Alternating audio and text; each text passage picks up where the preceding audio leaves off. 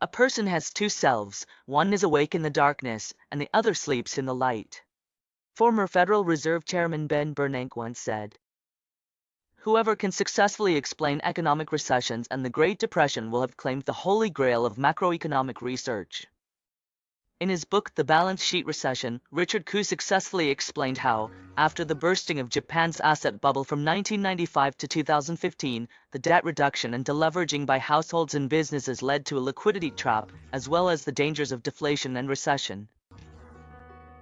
His research starts from Japan's unique national circumstances and social sentiments, explaining the causes and characteristics of the recession during the Heisei era. His research results have come close to capturing the holy grail of macroeconomic studies. However, in my personal opinion, the theory that truly captures the holy grail of macroeconomic research will ultimately be born in China. Our dual-track economic development model, the long-term trend of leapfrog growth, and the mode of economic growth shaped by the interplay between planning and the market have all provided macroeconomists with the best research opportunities and the most fertile ground.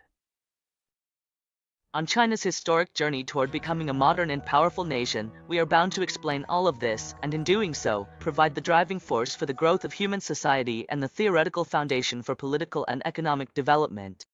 Perhaps that will be an even more fascinating discovery than Keynesianism or Coase's theorem. The world has touched me, and I will respond with my song. By observing broadly and selecting carefully, we will achieve great results through steady accumulation. From 1948 to 2018, 70 years, we have experienced an endogenous or externally induced economic crisis roughly every decade. Economic recession and high inflation from uncontrolled fiscal deficits followed, with both central and local governments facing revenues that could not cover expenditures.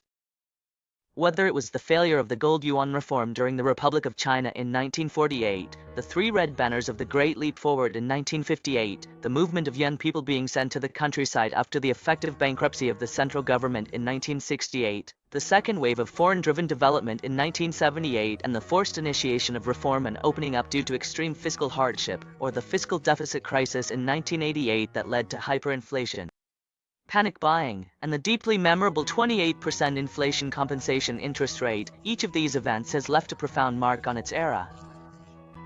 The financial crises in Southeast Asia and the US in 1998 and 2008 triggered imbalances in China's export-driven economy, causing unemployment and a recession, followed by quantitative easing to rescue the market. After 2018, we entered a period of stagflation and recession. China's recurring pattern of large-scale economic decline every 10 years has provided the world with the subject for research.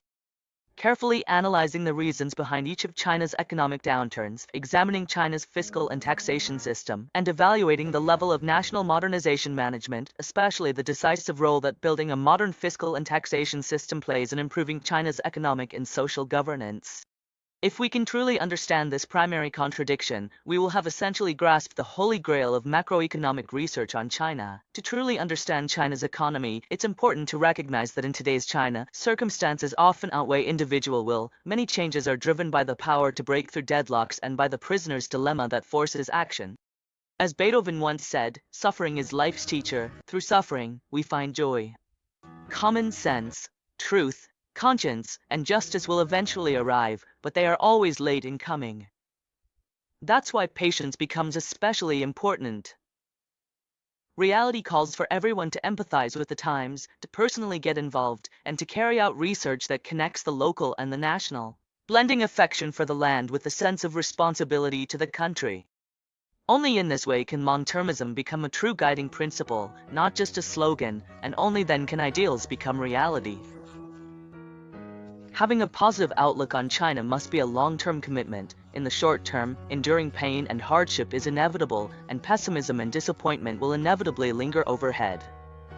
Only by completely breaking free from this mindset and way of thinking, and interpreting the present and future from a grand historical perspective, can we truly break through the cyclical theory of the rise and fall of great powers.